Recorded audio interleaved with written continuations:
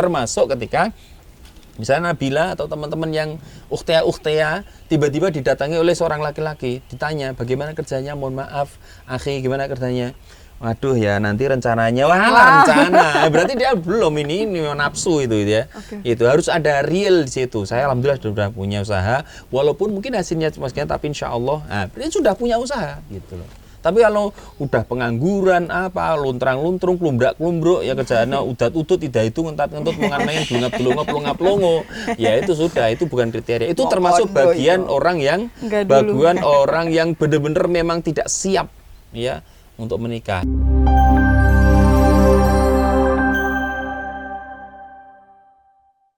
Assalamualaikum warahmatullahi wabarakatuh. Masya Allah, apa kabar Ustadz, Umi? Alhamdulillah sehat. Sehat ya? Udah 2 kali lebaran nih kita nggak ketemu ya? Ya bener 2 kali lebaran. Iya. Lebaran Idul Fitri, lebaran haji. Bener, udah kayak Bang Thoyib aja. Teman-teman yang ada di YouTube sama yang di Instagram udah kangen banget. Kayaknya banyak banget ya pertanyaan, apalagi kemarin setelah lebaran ya. Sekarang kita udah masuk bulan Juni, Ustadz. Juni, N-nya adalah nikah. Nah, menurut Ustadz dan Umi, gimana nih kalau seandainya zaman sekarang tuh masih ada perjodohan? Kalau aku pribadi ya, jujur aku nggak mau dijodohin. Karena aku ngerasa aku belum kenal sama orang yang nantinya bakal hidup bareng sama aku. Walaupun nanti akan ada ta'aruf. Khawatirnya kita berdua sama-sama kaget gitu. Nah, jadi boleh nggak sih kalau seandainya aku nggak mau menerima perjodohan itu gitu. Mending cari lanjut apa enggak gitu ya? Iya. Gimana, Bi? Yang pertama wajar ya kalau kita takut untuk dijodohin, karena kan sebenarnya kita yang akan menjalankan mahligai pernikahan gitu. Bagaimana mungkin kita yang menjalankan tapi orang yang atau ya orang tua atau apa yang mencarikan.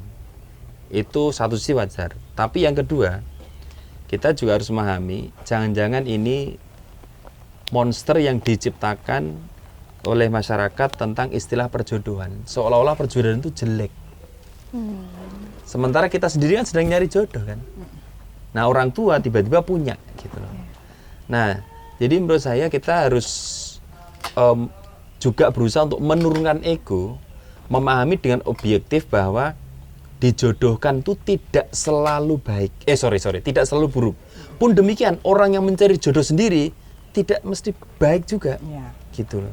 Jadi bisa jadi orang nyari sendiri dapat yang buruk, dijodohkan dapat yang baik, itu sangat mungkin. Artinya, menurut saya kita harus objektif dan juga menurunkan ego bahwa istilah dijodohkan itu tidak selalu buruk. Gitu. Nah, ini kan hal yang harus kita tanamkan.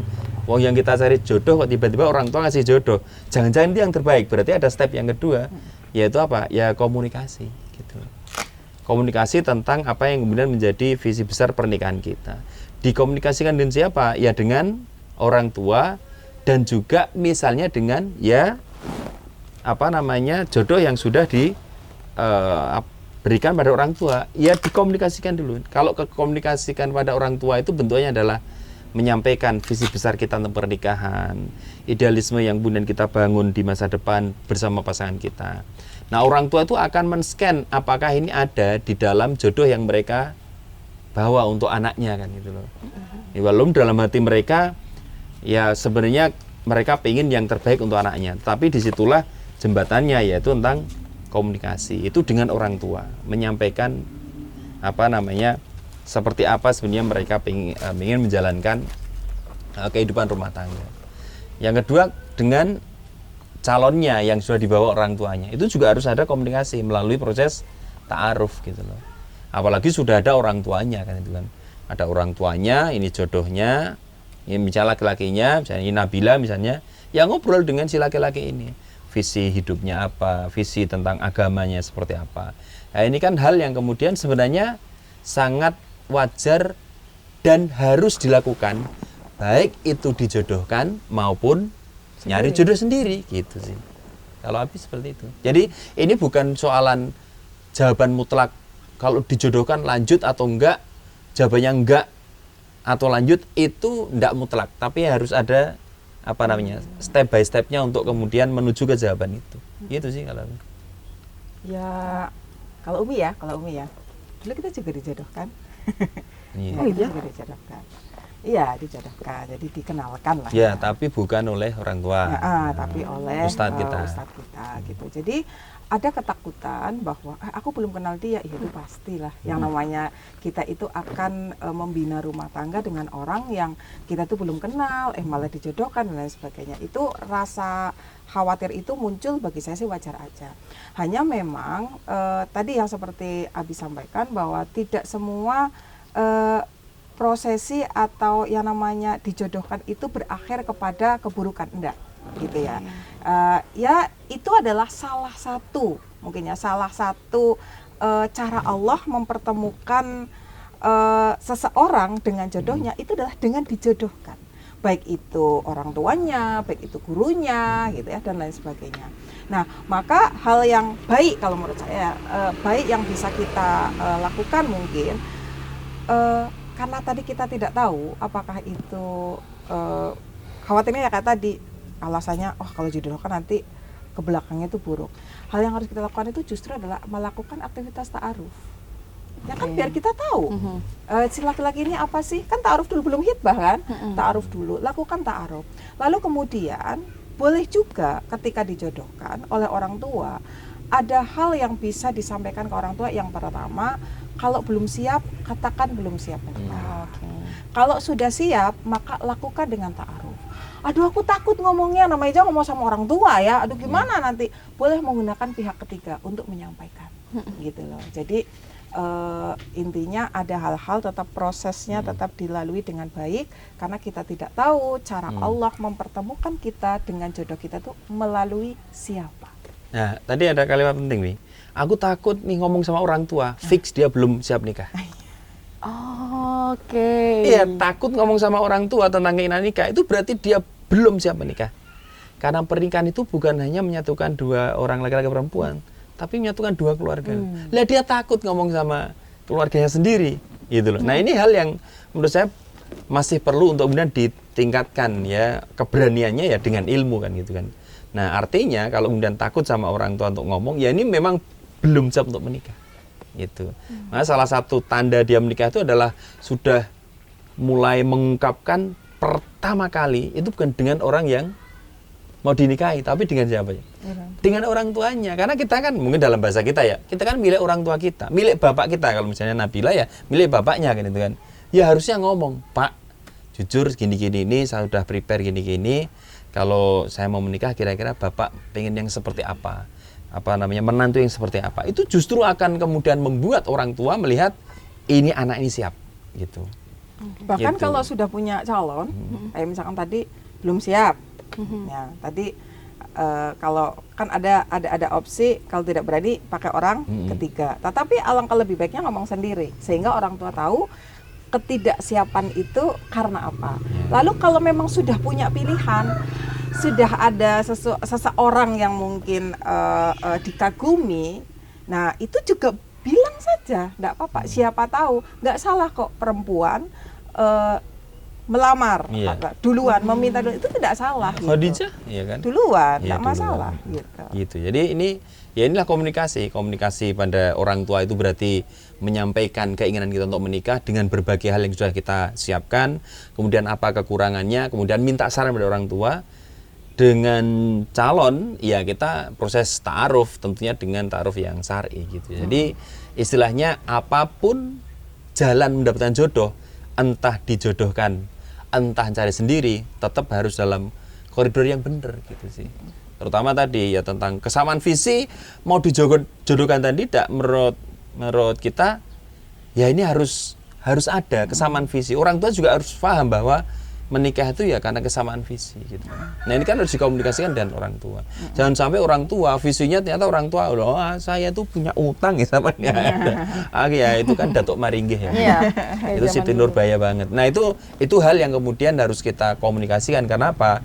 Kita bisa menolak tapi dengan cara yang lembut, bahwa setelah ngobrol ya ternyata visi tentang masa depan berbeda. Pak, mohon maaf karena saya yang akan menjalani ya kehidupan pernikahan ini, maka izinkan saya untuk sementara ini berpikir agak lebih mendalam ya tentang calon yang Bapak siapkan, karena memang setelah ngobrol visinya berbeda, gambaran rumah tangganya berbeda, dan saya tidak mungkin menjalani, khawatir justru malah nanti menjadi beban juga untuk Bapak. Nah, akhirnya dikembalikan ke Bapaknya lagi kan itu. Jadi cara nawaknya juga harus baik ya, Bi. Iya, Jangan betul. sampai marah-marah. Berarti dalam Islam itu benar-benar ngebuat kita itu belajar berkomunikasi dengan baik ya. Betul, Jadi nggak ada iya. istilah lari dari masalah. Enggak, Kan iya. biasanya tuh kan banyak ya. Iya. Aku nggak mau dinikahin sampai Iya. nggak pulang ke rumah gitu kan karena takut dijodohin. Betul, iya, betul. Iya, oke. Ya itu pentingnya komunikasi dengan orang tua itu. Tapi insya Allah orang tua yang baik itu akan memilihkan pasangan untuk anaknya itu yang Iya. baik. Hanya terkadang Mbak yang berbeda itu adalah kita sudah punya kriteria Betul. yang tidak dipahami atau Belum dipahami. belum dipahami oleh orang tua. Makanya itulah butuh komunikasi. Mungkin standar orang tua kita tuh yang penting sholat 5 waktu selesai, Betul. gitu ya. Tadarus setiap hari, oke gitu.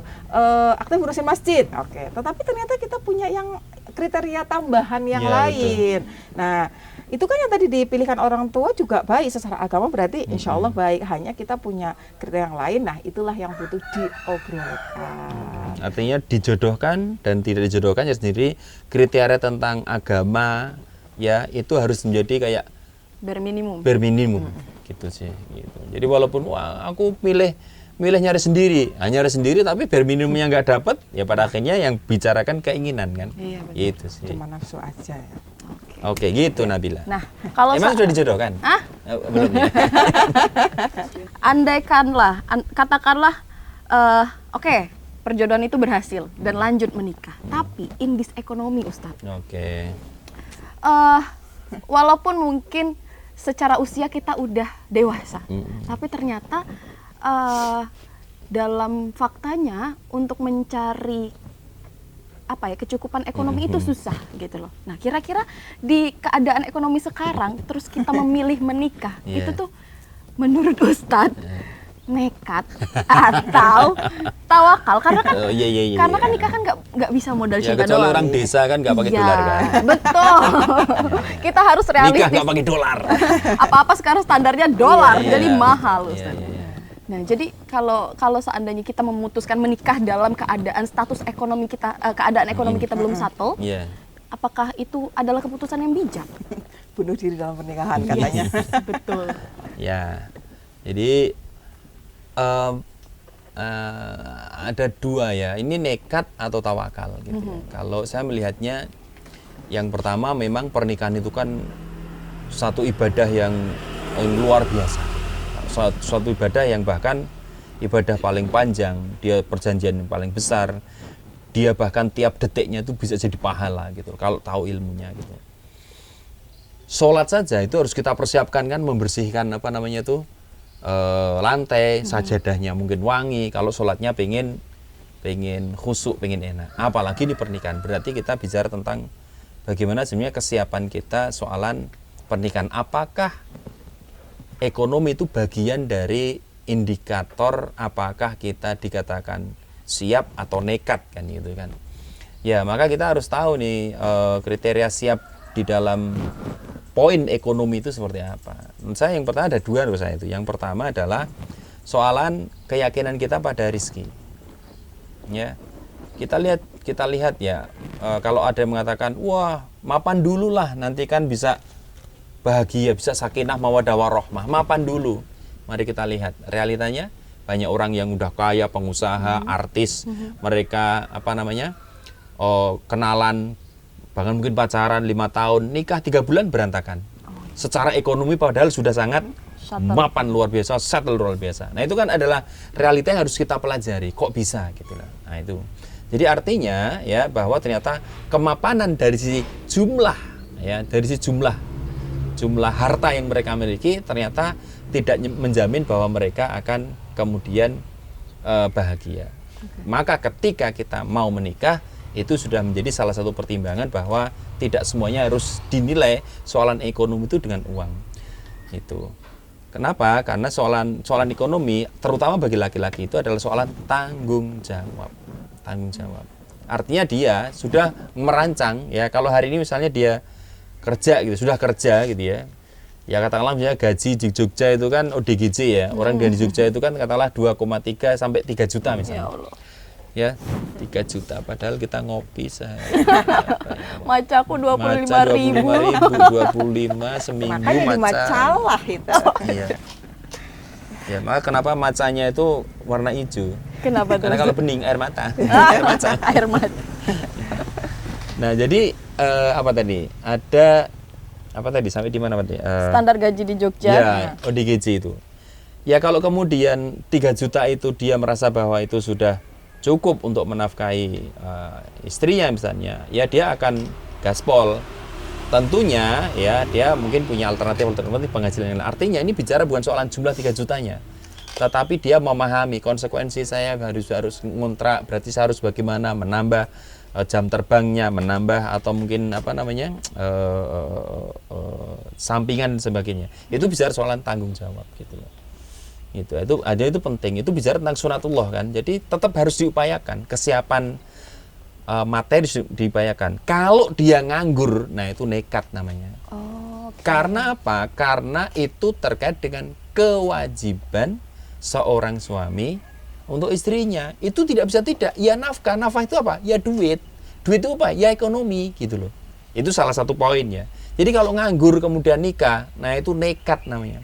Tapi kalau sudah kerja, ya dia kemudian kerja dalam artian punya usaha, ya atau apapun yang menghasilkan, dan dia memahami bahwa ini nanti bukan hanya untuk dia, tapi ini nanti untuk kehidupan apa namanya keluarganya atau istrinya. Nah ini lumayan sudah dikatakan siap sih, walaupun mungkin tidak atau belum bisa membelikan rumah atau apapun, tapi dia memahami bahwa sandang, pangan, papan.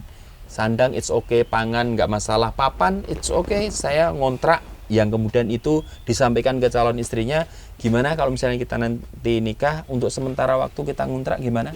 Wah aku nggak mau, ya udah berarti kamu bukan jodohku, selesai. Gitu. Jadi ada kesiapan materi, ya memang penting gitu loh. Artinya itu menjadi hal yang memang tetap diperhitungkan, termasuk ketika misalnya Nabila atau teman-teman yang ukhtea tiba-tiba didatangi oleh seorang laki-laki, ditanya bagaimana kerjanya, mohon maaf akhi gimana kerjanya, waduh ya nanti rencananya, rencana berarti dia belum ini nafsu itu ya. Itu harus ada real di situ. Saya alhamdulillah sudah punya usaha, walaupun mungkin hasilnya cuma sekian, tapi insya Allah berarti sudah punya usaha gitu loh. Tapi kalau udah pengangguran apa, luntrang-luntrung, klumbrak-klumbruk, ya kerjaannya udat-udut, tidak itu ngentat-ngentut, main pelongo-pelongo, ya itu sudah, itu bukan kriteria. Itu termasuk bagian orang yang benar-benar memang tidak siap ya untuk menikah. Ini kita bicara tentang titik ekonomi. Dilihat dari sunatullahnya, jadi sudah punya pekerjaan, gitu ya. Dilihat dari keimanannya, ya itu juga harus dicek juga gitu loh. Bahwa rezeki itu minallah ya. Bagaimana kemudian keyakinan dia bahwa menikah 1 tambah 1 itu bukan 2 tapi bisa banyak gitu loh. Bahwa suami membawa rezeki, istri membawa rezeki, itu sudah menjadi keimanan yang tidak boleh ditawar ya. Jadi pasti yang namanya menikah itu ya udah janji Allah kan, menikah itu Allah tidak akan zalim lah pada hambanya. Yang penting dia taat aja. Nah itu dari sisi katakanlah keimanannya. Jadi ada iman, ada sunatullah, itu bagian yang harus dipersiapkan. Jadi kalau kemudian yang nganggur nikah, nekat. Dan saya termasuk orang yang gemes gitu loh, orang yang nikah muda, kuliah, nikah. Kan bisa mengandalkan orang tua. Nah, itu. Kalau saya nggak mau jadi orang tuanya. Nah, tapi sebelum ke Umi, misalnya kita udah sama-sama cocok, cuman perkara ekonomi aja. Standar orang tua kan pasti punya standar ya, pengen punya menantu yang seperti apa gitu. Apalagi selama ini dia sudah menghidupi anak-anaknya dengan keadaan finansial yang cukup gitu. Masa dia dikasih ke orang, terus dibuat melarat gitu. Cara mengkomunikasikan ke orang tua itu gimana Ustaz? Gimana Mi? Dulu Mi. Ini real loh ini. Tapi bukan untuk astagfirullah. Ya. Jadi gini, nekat disebut nekat kalau memang tidak direncanakan, tidak punya plan. Ya. Tapi di situ kan tadi kan ini nekat atau tawakal gitu ya. Nah, disebut nekat itu kalau memang dia itu tidak punya plan, ya, dia nggak punya perencanaan. Maka ya namanya orang yang tidak punya plan, tidak punya rencana, tidak punya perencanaan yang baik, ya ke belakangnya bisa terjadi gagal, bisa terjadi problem gitu yang besar gitu. Maka memang di sini penting juga kalau tadi kita itu hidup di zaman ekonomi yang hari ini ya Allah gitu ya, guncangan ekonominya luar biasa yang saya juga banyak baca tulisan ini membuat anak-anak Gen Z itu takut sekali untuk menikah dengan kondisi seperti.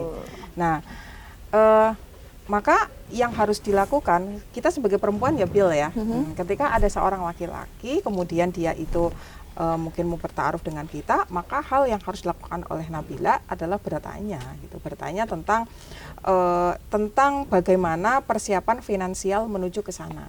Maka nanti akan terlihat gitu ya bahwa dia gajinya mungkin ya per bulannya itu dapatnya berapa, tanggungannya apa, dia punya utang apa, dan itu harus jujur-jujuran gitu loh, sehingga memang kita akan tahu oh ya dia punya tanggungan ini, gajinya segini gitu. Tetapi kalau dia punya plan, ya dia punya plan itu dia pasti tidak akan kayak ya asal nikah aja pakai uang orang tua, terus habis itu ya dipikir nanti aja. Nah itu Mas siap-siap mau kondo itu, siap-siap dapat mau kondo. Makanya memang harus jelas secara aturan finansialnya itu kayak apa gitu. Nah terus yang selanjutnya gitu, jadi kita itu punya wilayah ikhtiar, kita wilayah di situ merencanakan, kita punya pengen tahu kayak apa gitu tuh yang dilakukan oleh calon kita itu, bagaimana untuk dia itu bentuk tanggung jawab finansialnya. Lalu yang selanjutnya itu kan memang kita itu juga harus memahami tadi ya keimanan bahwa rezeki itu minallah. Setiap kita itu punya rizkinya masing-masing dan itu akan Allah penuhi. Ya, akan Allah penuhi sampai kita itu usianya itu selesai gitu loh. Nah, tinggal yang penting kita ingat itu bahwa di sini kita itu sejauh mana ikhtiar yang dilakukan ya untuk bisa membuka jalur-jalur rizki yang sudah Allah siapkan.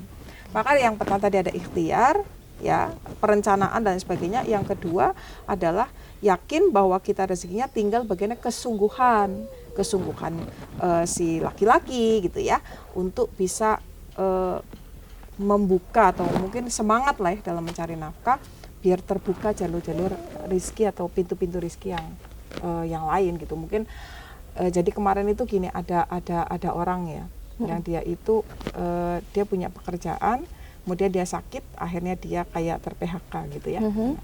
Bingung tuh, wah gimana ini, si laki-laki ini bilang saya nggak bisa kemampuan yang lain selain ini. Nah akhirnya ini gambaran kalau sudah menikah ya, istri bilang coba kita bisnis makanan yuk. Saya nggak mampu, dicoba dulu tapi saya belum pengalaman. Akhirnya karena dia di PHK tidak ada jalan lain, dia kemudian bisnis, ternyata dari situlah ternyata dibuka tuh pintu rezeki dari Allah dari situ gitu. Jadi tinggal kemauan. Jangan jadi kalau laki-laki ya jangan malu untuk nyoba kerja usaha dan lain sebagainya. Terus tadi bisa dijawab nggak Ustaz? Yang mana? Yang ngasih tahu ke orang tua. Iya belum ya. Iya, belum. Kalau yang ke orang tua gimana ya? Tadi kan Bila tanya mengkomunikasikan ke orang tua. Sedangkan mungkin bayangan orang tua kita sudah dicukupkan. Tapi ternyata realitanya yang datang ke kita itu adalah pasangan yang gajinya kecil banget. Tanggungannya banyak banget, punya utang pula. Itu yang terjadi sama bapak ini dulu. Jangan kau buka aib ini.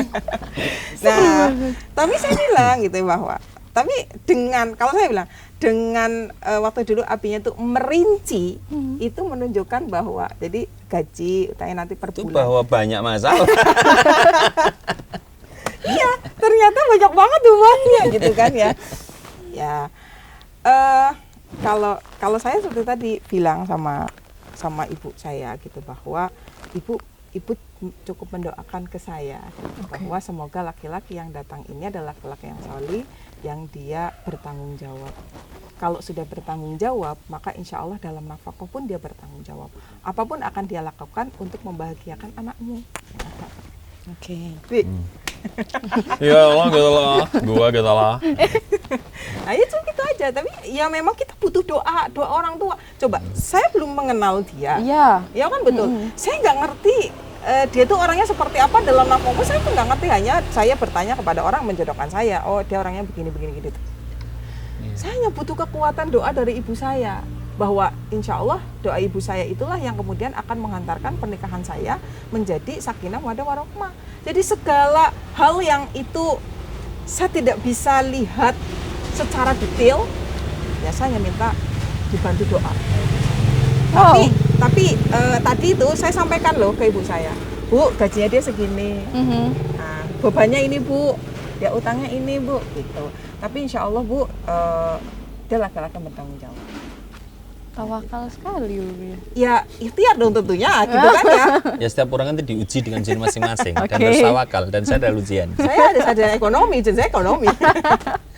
Iya, apapun di Indonesia itu jurusannya tetap ujiannya ekonomi. Betul. Iya, mau hukum ya ekonomi, arsitek ya ekonomi. Tapi ya orang tua lah kadang butuh apa ya? Butuh Iya. yang nyata sih, memang nggak bisa. Insya Allah kalau orang tua itu sekarang itu mulai belajar dengan berbagai hal yang bisa mereka akses dari sosial media ya. Mereka akan melihat bahwa sebenarnya mereka juga harus jujur bahwa kemapanan ekonomi itu bukan jaminan untuk kemudian mendapatkan satu menantu yang akan membahagiakan anaknya. Berapa banyak menantu yang dia bahkan sebagai pewaris klan Daxia kan gitu kan, ternyata suaminya adalah CEO itu kan, dia sudah tapi nyata dengan anaknya ya, dengan anak perempuannya dan diambil, nyata justru kekerasan dan segala macam. Pada akhirnya realita-realita seperti itu harus juga kita sampaikan kepada orang tua, bahwa pada akhirnya yang namanya menikah itu bukan dengan fisiknya tapi dengan perilakunya sebenarnya. Jadi menikah itu pada akhirnya itu adalah menikah bukan dengan fisiknya seperti ini, tapi dengan kebahagiaan itu dengan perilaku pasangan kita. Itu sih. Jadi penting untuk ngasih ya sesekali nonton gosip-gosip. Kenapa tuh? Gosip-gosip artis dengan orang tua. Iya Mi ya, mereka itu kan udah terkenal ya, udah mapan banget ya, tapi gitu ya. Gimana ya kalau aku nikah itu gimana ya? Terus nanti dilihatkan yang lain. Ini aku punya temen Mi, dia itu orangnya ini, mungkin secara ini kekurangan. Tapi jujur Mi itu tenang, bahagia banget. Aku tuh pengen bahagia gitu loh. Jadi kita ajak orang tua kita untuk melihat realita yang ada, supaya idealisme mereka itu soalan ekonomi tadi itu bisa intinya mereka bisa melihat realita yang ada gitu loh. Ini ada idealita, ada realitanya, itu nanti bisa di bisa di mix and match gitu ya, kurang lebih demikian sih. Harta itu bukan satu-satunya sesuatu atau sumber kebahagiaan gitu ya. Tapi dia dibutuhkan, tapi bukan satu-satunya ya yang bisa memberikan kebahagiaan gitu.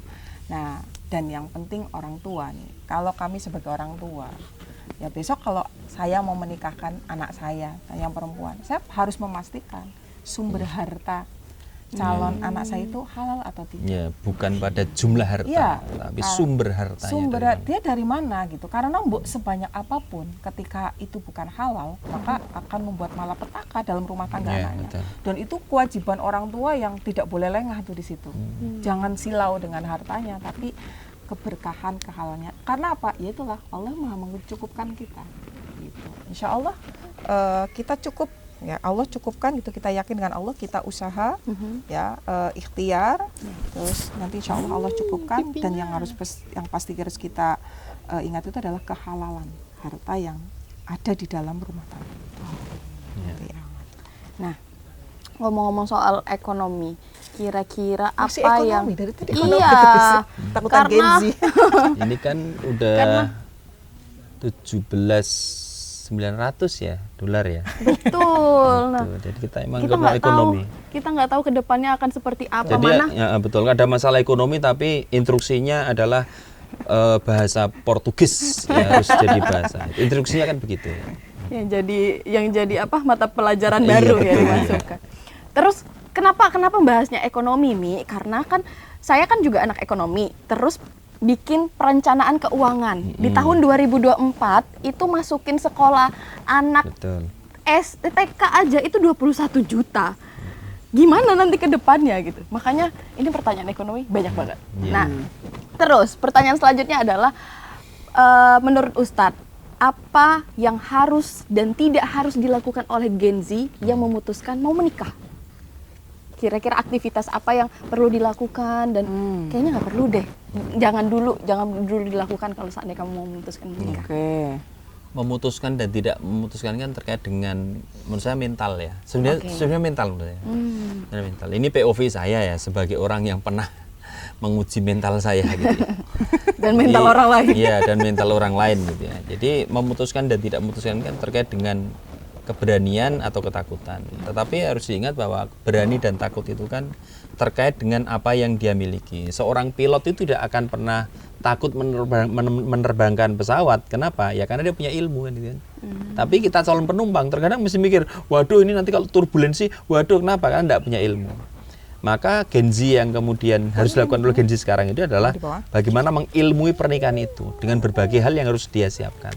Termasuk memandang secara benar apa itu pernikahan, memandang secara benar persiapan-persiapan yang harus dia lakukan. Misalnya, oh ya kan tadi, ekonomi seperti apa, kemudian berikutnya ilmu menjadi ayah itu seperti apa, walaupun dia belum jadi seorang ayah, ilmu menjadi seorang ibu seperti apa, ya. Kemudian persiapan spiritual, dia harus sudah beres dengan segala macam kewajiban-kewajiban kepada Allah.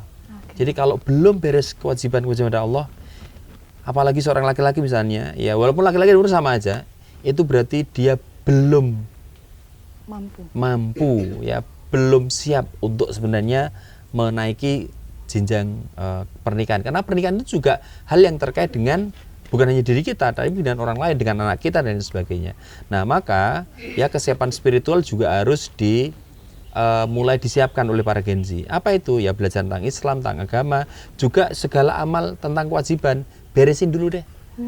Kalau sholatnya masih bolong-bolong, ya kalau mau nikah jangan, karena nanti pasti akan berantakan gitu ya. Gitu. Kemudian juga persiapan tadi persiapan mental itu mengetahui konsekuensi-konsekuensi yang akan terjadi di pernikahan dan juga bagaimana solusi menghadapi berbagai masalah yang ada. Bagaimana caranya? Tanya kepada orang yang tepat yang sudah menikah. Nah, itu ya. Artinya apa? Hidup di dalam circle yang memang di situ punya aura positif ya terhadap pernikahan.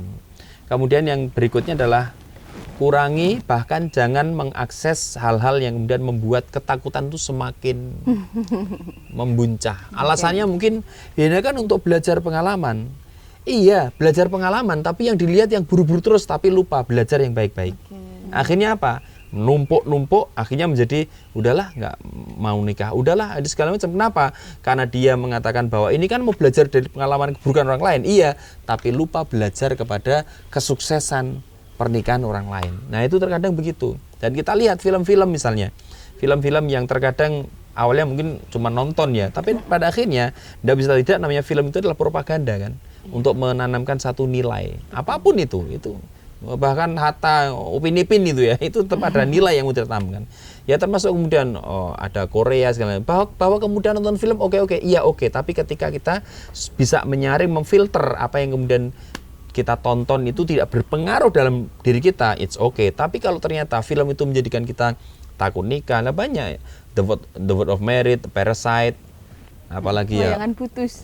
Layangan putus, Ipar adalah maut. apalah macam-macam lah, Ipar adalah maut, ya segala macam itu yang kemudian ya walaupun cuman skenario, sutradara apa, tapi itu adalah potret kehidupan yang kemudian dihiperbolakan kan, itu kan di dalam sebuah film. Itu kalau kemudian masuk ke dalam otak kita, pada akhirnya akan numpuk kemudian menenggelamkan sisi harapan kita soal pernikahan. Yang muncul adalah rasa takut.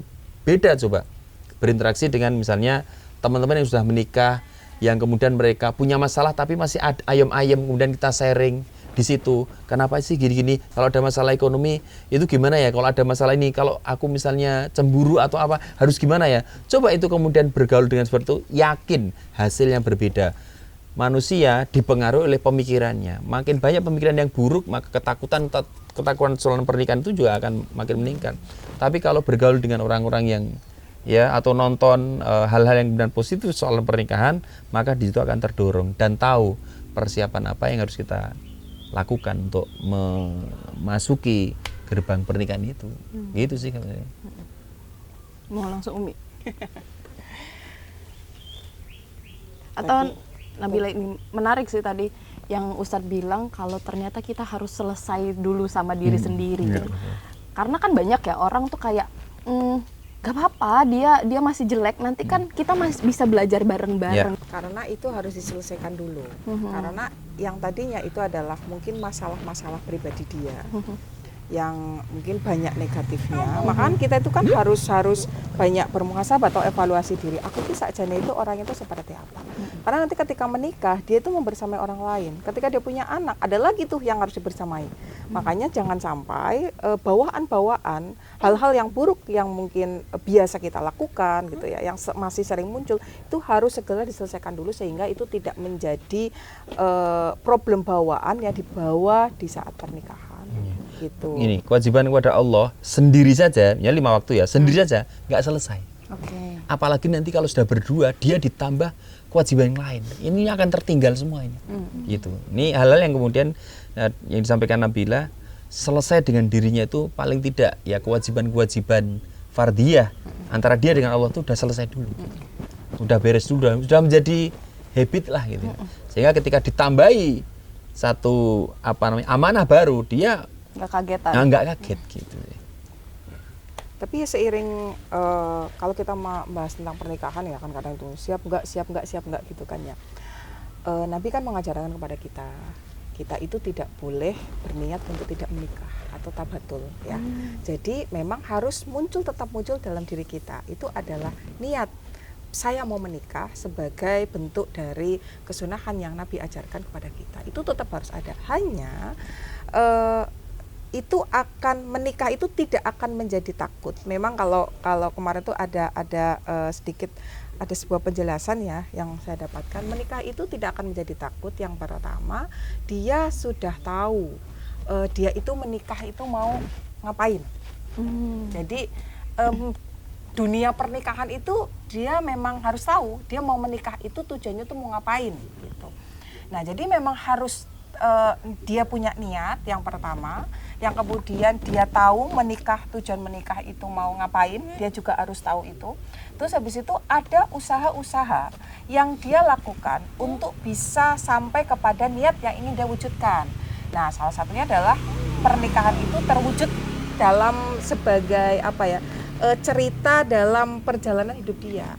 Nah, makanya tadi yang sudah Abi sampaikan, kita jangan terlalu banyak, jangan overload mengambil POV pernikahan dari pernikahan-pernikahan yang gagal. Karena banyak pernikahan-pernikahan yang sakinah, pernikahan-pernikahan yang dia tuh juga tenang, pernikahan-pernikahan yang mungkin nggak ada masalah ya. Ya, itu tuh banyak ceritanya gitu. Maka memang POV itu juga harus kita temukan gitu sehingga itu akan sangat meminimalisir ketakutan dia dalam menjalani pernikahan. Karena ya kita hidup di zaman sosmed.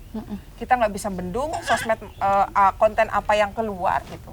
Kalau memang di sosmed itu kemudian sangat overload, maka kita harus membatasi untuk tidak menonton tayangan-tayangan yang seperti itu. Kita bisa mencari yang di offline ya, misalnya itu kajian offline gitu, yang memang bisa memberikan POV lain bahwa pernikahan itu tidak semeri itu. Oke, Nabila. Tadi kan sudah ya obrolan tentang ekonomi, ini nggak bahas-bahas ekonomi. Selesai. Udah. Nah, tentang kecemburuan. Gimana cara kita menghadapi mungkin diri kita sendiri yang terlalu cemburu yang berlebihan ke pasangan, ataupun nanti seandainya pasangan kita yang terlalu posesif sama kita, itu cara menghadapinya itu seperti apa? Ya. Saya memahami cemburu bagian dari cinta, asik. Oke.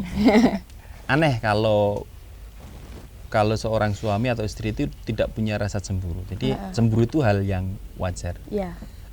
Bagaimana tidak ketika kita sudah berakad, kita sudah mitsaqon ghalidho, sudah mengikatkan perjanjian agung, tiba-tiba kita dekat dengan seorang, kemudian muncul, ya wajar, itu hal yang sangat wajar. Gitu. Ya, karena itu fitrahnya manusia juga. Tapi yang tidak wajar itu ketika kecemburuan itu berlebihan dan pada akhirnya justru mengganggu hubungan, ya, keharmonisan rumah tangga gara-gara over cemburu gitu loh.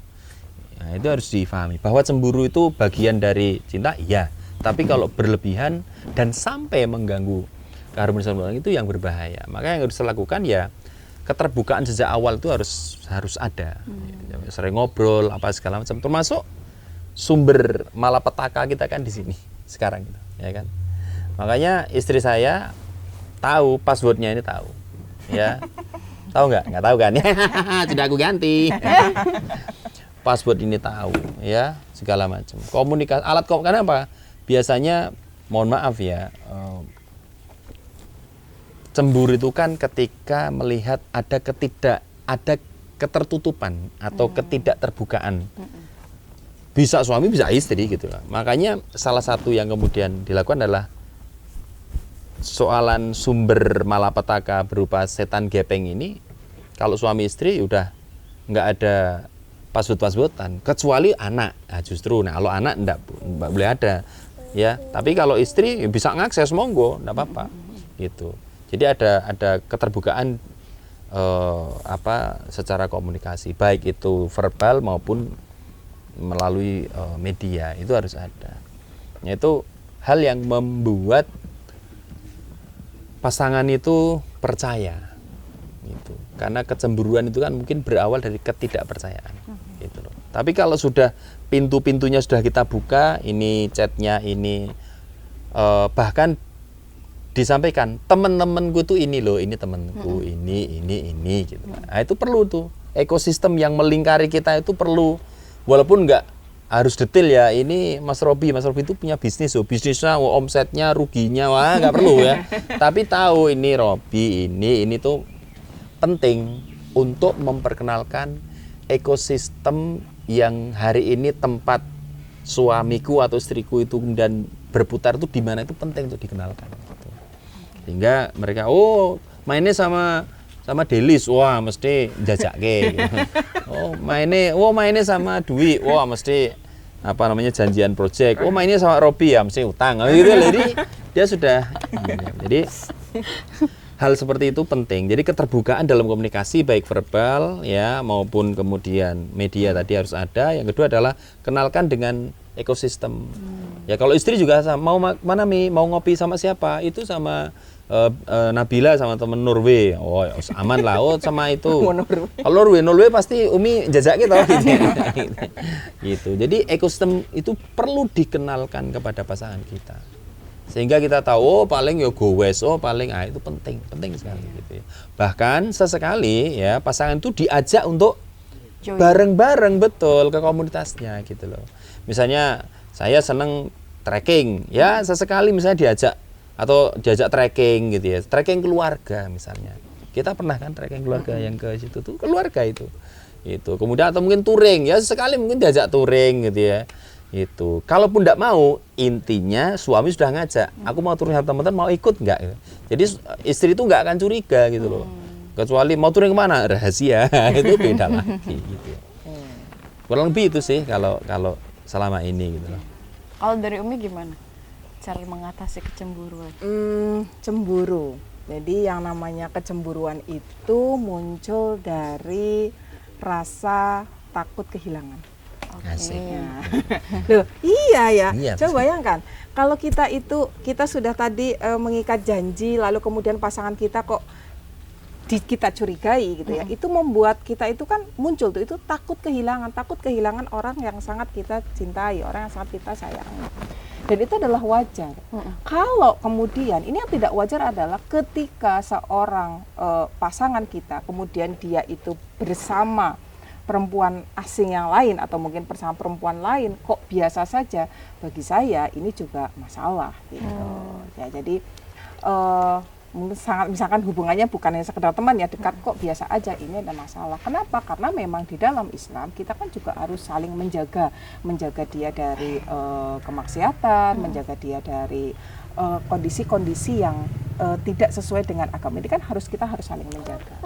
Nah, makanya cemburu itu sebenarnya adalah keluar karena dia takut kehilangan.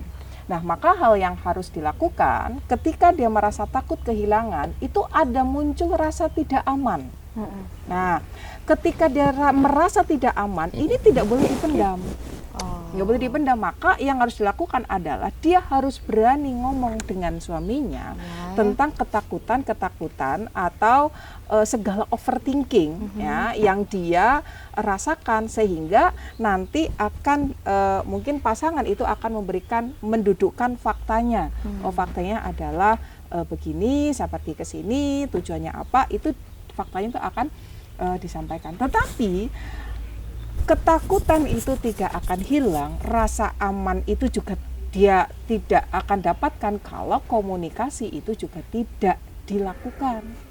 Maka yang harus dilakukan itu adalah tadi ya, karena itu ada muncul rasa takut kehilangan, rasa tidak aman, sehingga dia bayangannya sampai dibilang itu insecure. Kenapa? Wah, aku kurang apa ya? Kok bisa ya pasanganku begini ya? Aku salah apa ya? Nah, itu tuh harus disampaikan, dan rasa itu harus apa ya? Harus bahwa dia itu cemburu, dia itu takut kehilangan. Ya, bentuk dari memang dia itu benar-benar ingin menjaga keberlangsungan rumah tangganya bersama pasangannya, dan itu harus disampaikan. Nah, tapi ada yang begini, Mbak. Kalau tadi ya, itu yang berlebihan itu yang tidak boleh. Yang berlebihan itu bisa terjadi karena dia tidak mengkomunikasikan perasaan yang dia tadi ya miliki ya, yang dia pendam. Dan yang kedua, dia pernah punya luka, ya luka masa lalu yang kemudian kondisi-kondisi seperti itu tuh pernah terjadi. Nah, maka inilah yang kemudian harus ada sikap gitu ya. Jangan sampai kita itu kalau punya, jangan-jangan dia orang yang dulu aku pernah punya fakta ini, dan dia melakukan hal yang sama. Wah, kenapa ya kok dia itu pulangnya malam? Kenapa ya kok dia itu enggak lagi curiga kayak gitu. Pas banget di telepon nggak diangkat. Nah, itu tuh udah overthinking kemana-mana gitu. Makanya jangan sampai dia itu terjebak dengan ingatan-ingatan masa lalu yang ketakutan masa lalu itu ya, mungkin luka dia harus segera diselesaikan, dan dia juga tidak perlu overthinking. Nah, kalau sudah overthinking, jadinya ya tadi nggak ditelepon ngamuk, WA nggak dijawab panjang ngamuk gitu ya, atau dijawab mungkin singkat ngamuk juga. Kamu belum pulang? Belum. Udah. Kamu nanti ini ya? Ya, itu tuh ngamuk juga. Ya aja pakai cuman Y loh. Y. Itu gen kamu marah ya sama aku ya, harusnya kan jawabnya ya gitu, atau mungkin pakai emotok gitu. Padahal dia iya-nya kan harus beda kan adanya tuh. Iya. Ya kan kadang jadi salah paham. Akhirnya gitu, makanya memang ya inilah dibutuh di sini dikomunikasikan. Saya kayak misalkan tadi malam pulang malam, saya tanya, "Kok pulang malam dari mana?" Ya suami yang baik kalau ditanya itu juga jawab, nggak mungkin bilang tanya-tanya gitu kan ya. Tanya-tanya pulang malam gitu ya kan. Lupa kalau tadi malam tuh nyepeda jam 11 baru, waduh astagfirullah, saya nyepeda dari Moko, nyepeda. Jadi kan lama, kan nanti biasanya udah pulang, kok belum pulang gitu. Lupa. Nah, gitu. Jadi kan dari mana kan harus dijawab. Kalau nggak dijawab jadinya dari mana ya? Bisa malam lu nggak pulang overthinking ya. Gitu. Iya. Nah, makanya untuk menghilangkan overthinking itu agar menurunkan ya tadi ya, cemburu yang berlebihan itu adalah dengan ngomong. Jangan dipendam jadi depresi. Kalau dipendam ya, kalau dipendam itu bisa jadi depresi. Ya, kalau dibiarkan saja itu bisa jadi overthinking kemana-mana. Makanya ngobrol, disampaikan. Kalau pasangannya baik itu pasti akan dijelaskan. Kalau ada yang disembunyikan, ya itu ketahuan nanti dari komunikasinya. Gitu. Berarti memang sebenarnya semuanya itu dilandaskan dengan keimanan ya. Kalau seandainya semuanya dua-duanya tuh punya iman, pasti yang laki-lakinya itu akan menceritakan apapun gitu ya ke istrinya, dan juga istri yang memiliki keimanan yang kuat, dia percaya suami aku kan takutnya sama Allah, gak mungkin lah dia itu mau berlaku yang buruk-buruk kayak di berita-berita gitu ya kan. Jadi memang saling percaya dan komunikasi itu ya. Ya kan sampai kemarin tuh kan ada ya gimana caranya, saya pernah soalnya ya, ada yang curhat dengan saya itu sampai punya apa sih namanya, Google kayak gimana kalau suaminya kemana itu Oh, Google iya, Tracker Google gitu tuh, Tracker. nah itu ya. Itu tuh sampai tahu. Nah, suaminya hanya pergi keluar kantor, hanya keluar beli apa, itu langsung di WA. Kamu kok keluar kantor sih? Itu tuh bener-bener jadi kayak akhirnya dia bilang sama saya, kok aku stres ya Mi, ngikutin suamiku kemana-mana. Lah ya ngapain juga? Ya nanti dia kemana-mana. Lah ya kan cuman ke kantin. Iya. Nah, jadi akhirnya udah Nambah-nambahin overthinking. pikiran. Nah, maka harus yakin bahwa insya Allah ketika tadi benar kata Mbak Nabila, pasangan kita kalau masih ada Allah dalam hatinya. hatinya, maka insya Allah pasangannya tidak akan mungkin bermaksiat. Makanya harus saling menguatkan agar Allah itu ada terus. Saya ingat pesan Kofelik ya, satu-satunya alasan orang tidak selingkuh itu hanya ya karena Allah. Nggak selingkuh karena kaya, orang kaya banyak yang selingkuh. Iya. Nggak selingkuh karena istrinya cakep, yang cakep juga selingkuh. Satu-satunya cara. Nggak selingkuh karena HP-nya nggak ada passwordnya, nggak ada password juga selingkuh. Jadi satu-satunya alasan untuk kemudian memang tidak selingkuh itu ya benar-benar seperti yang disampaikan Nabila, ya memang karena Allah gitu. Iya. Nah itu kan dari landasan keimanannya, landasan praktek atau sunatullahnya ya tadi komunikasi, keterbukaan itu kan hal untuk melengkapi landasan tadi. Gitu. Dan film itu sekarang banyak, Bi. Yang maksudnya film itu yang akhirnya yang suaminya selingkuh, Yang men-trigger. Gimana ya? Oh ternyata itu gini tuh Ada cara aja, pacarannya, gini tuh cara komunikasinya, gitu. Ada aja Ya, cara, banyak. misalnya kayak HP satunya nggak dikunci, tapi ternyata dia punya HP lain gitu. Gitu. Coba kenapa kayak gitu? Ya karena tidak ada Allah kan dalam hatinya gitu. Jadi ya jadi udahlah di sosial media itu atau film-filmnya itu modelnya kayak tutorial loh. Sampai ada netizen yang bilang film-film hari ini tuh memang benar-benar tutorial. Tutorial, ya. Cara biar selingkuh, cara biar Nggak dia ketahuan. itu ya nggak ketahuan, itu benar-benar yang Ya, ya. mungkin dari HP-nya, yang dari laptopnya, apapun. Ya. Jadi kayak tutorial. Nah, makanya satu-satunya itu ya tadi, insya Allah lah ya, kalau kita itu yakin Allah masih ada dengan kita, dia masih takut dengan Allah, dia tidak akan terjadi. Makanya kan ya sejak awal ya memang memilih jodoh yang visi besarnya ya ada rasa takut pada Allah. Itu jadinya imbasnya kan ke situ macam-macam gitu. Oke, jangan takut jangan nonton film itu ya. Ini kayaknya pertanyaan terakhir ya Ustadz. Mm-mm. Gimana nantinya kita tuh bisa menghadapi hobi yang dimiliki suami? Contohnya ya main bola. Oh, iya. Kayaknya tiap minggu dia lebih seneng ketemu temen-temennya gitu Iya. kan, daripada weekend kan harusnya sama keluarga. Tapi dia main sama temen-temennya. Iya. Terus touringnya jauh-jauh. Sebenarnya Iya, kalau iya. touring ya gue ikut aja sih. Nah kalau Ustaz gimana nih sebagai pelakunya mungkin? Lu enggak, istri dulu dong. Oh, iya, bener. kan kenapa? Karena saya bola seneng banget. Ya, Touring apalagi seneng Liverpool. Oh nggak MU? Ya.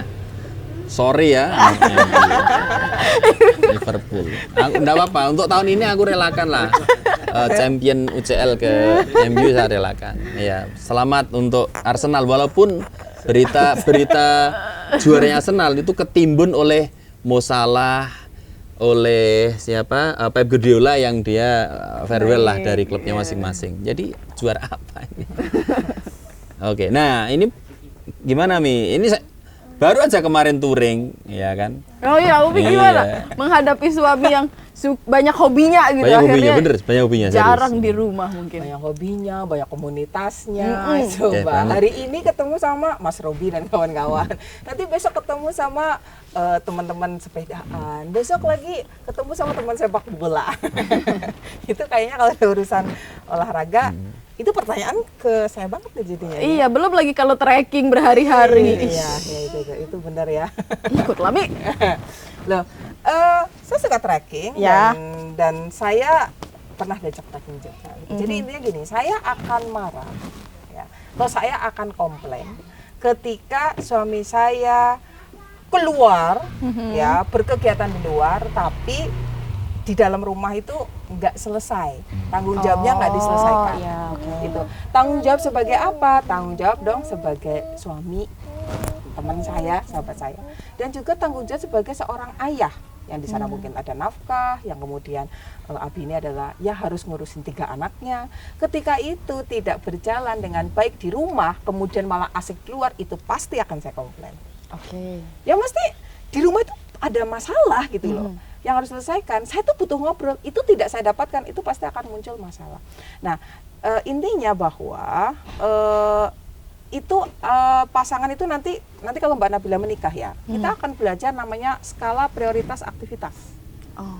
Suami ada prioritasnya apa aja, istri ada. Nah, maka nanti apa sih yang prioritas paling tinggi itu harus dilakukan. Ada yang memang itu dilakukan boleh, tidak dilakukan boleh, gitu kan ya. Nah, itu harus punya, gitu ya. Jadi dia punya kewajiban apa aja, kemudian yang harus dilakukan dan ini yang boleh dilakukan boleh tidak itu harus punya, sehingga nanti tidak timpang tidak tindih menindih kayak misalnya loh kok dia itu malah sibuk dengan teman-temannya sih gitu. Sedangkan di rumah itu kita tuh punya juga masalah yang harus selesaikan gitu. Kok jadi lebih care dengan teman-temannya sih? Aku tuh butuh curhat loh. Iya. Bahkan sekedar mesin cuci rusak saja saya itu butuh ngobrol. Iya. Magicom rusak saja aku butuh ngobrol. Jadi intinya ada space waktu yang suami berikan kepada istrinya sebagai sahabatnya gitu ya. Kemudian juga ada waktu yang harus dia curahkan sebagai ayah di dalam rumah itu. Jadi nggak asal ya tak kasih uang, Iya, kebanyakan tuh kayak gitu. ini tak kasih ATM. Yang penting Tapi gak ada isinya. iya, tapi nggak ada isinya. Udah nggak ada isinya di jalan-jalan gitu kan, keselan. Nah itu jadi kayak dia bukan hanya pencari Nafkah harta, doang. ya, tetapi dia itu adalah ayah yang dibutuhkan kehadirannya di rumah. Ya jadi kita itu butuh. Saya itu butuh waktu ngobrol dengan apinya, bahas anak pertama, bahas anak kedua, bahas anak ketiga, bahas keluarga, bahas keluarga besar, itu butuh ngobrol pasti. Nah itu jangan sampai hilang. Kalau itu hilang, kemudian ibaratnya periayahan pengurusan pasangan atau suami ke rumahnya itu bermasalah, itu pasti kalau keluar akan jadi masalah. Tapi kalau di rumah beres, maka keluar insya Allah juga akan beres. Sama misalkan saya boleh beraktivitas keluar, dibolehkan beraktivitas keluar sama apinya dengan aktivitas saya, ya apapun kesukaan saya, tetapi saya punya tugas yang di rumah jangan sampai diabaikan. Jadi jangan sampai kita itu melakukan perkara-perkara yang kita kita menjalankan atau melakukan perkara-perkara yang mubah, tapi melalaikan hal yang wajib yang ada di rumah. Nah gitu, itu jadi kalau POV saya adalah orang yang paling sering keluar dengan teman-teman, tapi saya juga akan menjamin saya juga paling sering keluar sama istri, walaupun mungkin cuman keangkringan ya, mungkin ya cuman muter-muter itu hal yang menurut saya membuat bahwa ya keluar tuh enggak masalah gitu. Terus berikutnya saya juga tadi memberikan kesempatan, nek mau kongko sama Norway ya udah apa-apa gitu. Jajak ke butuh piro. Nah, gitu. Nanti tak utang Mas Robi kan gitu. Itu jajak ke itu traktir. Oh, jalan-jalan. Ya, bukan penjajakan ya. Jajak ke. Jadi ketika kita meminta izin katakanlah ya touring dengan teman, sebagai suami ya kita memberikan kesempatan istri untuk kemudian juga ya kongko sama teman-temannya sepanjang itu hal yang positif ya, sekalipun yang dulu yang paling sering itu ketika di Bogor paling sering ini diajak keluar sama mak-mak gitu loh. Dan itu beda-beda. Ibu-ibu itu beda-beda sosialita. karena di komplek itu ada grup pentol, ada grup kajian hijrah, ada macam-macam dan mereka punya hobi masing-masing. Maka kalau saya hafal kalau ada dindin, ya itu ya, pakai mobil ngajak Umi itu pasti mereka sedang ada masalah. Gitu ya. Itu udah hafal. Habis itu istri saya pergi, udah ngopi-ngopi, pulang pasti gini. Tadi itu Bi, ya gitu mesti begitu. Saya hafal betul. Artinya ya saya bersyukur ya. Istri saya pas dasar di Bogor itu jadi tempat curhatan mak-mak gitu loh. Di mana? Ya di luar, ya sudah apa-apa gitu. Artinya tidak bisa kemudian saya misalnya keluar tiba-tiba kemudian istri kamu mau keluar jangan apa. Wah itu kalau bagi saya ya tidak berimbang namanya gitu. Artinya ya tadi ada di mana waktu untuk ngerilis energi negatif kepenatan gitu ya. Misalnya ya kalau saya dengan main bola atau mungkin saya dengan sepedaan atau kemudian touring itu segera bener-bener untuk ngerilis energi negatif kepenatan supaya ketika nanti mau ada project lagi fresh lagi, hanya itu. Pun demikian dengan istri ya, ketika dia mungkin mau ngopi, mungkin jalan-jalan, mungkin bahkan mungkin belanja. Itu bukan untuk menghabiskan harta, wong juga nggak ada harta yang dihabiskan, ya. Itu hanya segera untuk ngerilis energi supaya lebih fresh, enggak masalah. Artinya saling memberi kesempatan untuk menjalankan hobinya sepanjang tadi kewajibannya ya udah beres. Insya Allah happy aja gitu. Ya, kebersamaan. Ya intinya gini sih, bolehlah keluar gitu ya, memberikan ruang kan. Kebersamaan dengan teman-temannya di luar itu kan tidak menghilangkan, bahkan tidak mengurangi sedikit pun kebersamaan dengan keluarga. Nah, itu ada penting. saatnya kita keluar sendiri-sendiri, ada saatnya Iya. kita bisa bareng gitu. Jadi jangan sampai menjadikan pernikahan itu kayak penjara Kayak ya. penjara, betul. Terkukung Ya, semua justru malah bisa menjadi ajang memang bermain bersama-sama kolaborasi, malah iya. gitu. Ya, selama dalam itu ya tadi tidak bermaksud ketika keluar. Ya, gitu. Gitu deh. Oke, Masya Allah luar biasa. Banyak banget ya, ini dari jam berapa nih kita ngobrol Umi? Udah mulai panas sampai Oh, sekarang. iya. Masya Allah, terima kasih banget Ustadz dan Umi, ilmunya yang Sama-sama. sangat bermanfaat. Semoga nanti setelah ini kita segera ya bikin episode selanjutnya, karena Iya. kayaknya jedanya lama banget. Lama banget ini, cukup Kayaknya lama. ini ya, boleh kali ya kalau nanti kita bikin Q&A pernikahan sama tim Norway kali ya. Boleh. Malah harapannya begitu. Ah, Jadi iya, ada Masya berapa Allah. tuh? 4 orang, Atau lebih banyak lagi boleh. 4 orang, 5 orang monggo lah teman-teman Norway ya. Kita. Jadi nanti kita ngumpulin pertanyaan-pertanyaan dari Iya. member-member Norway. Betul. Siap. Ya, gitu aja Ustadz dan Umi, terima kasih banyak atas Sama-sama, ilmunya, Nabila. Masya Allah. Semoga semakin banyak yang paham ya kalau ternyata pernikahan itu yang terpenting adalah dilandasi dengan keimanan. Ya Gitu. Allah, kan. Jadi bukan cuman Keras suara. lo punya apa, terus lo bisa nggak ngasih apa ke gue gitu. Yang penting adalah keimanan. Gitu teman-teman. Terima kasih banyak. Sampai berjumpa di Lovely Family selanjutnya. Bye. Assalamualaikum warahmatullahi wabarakatuh.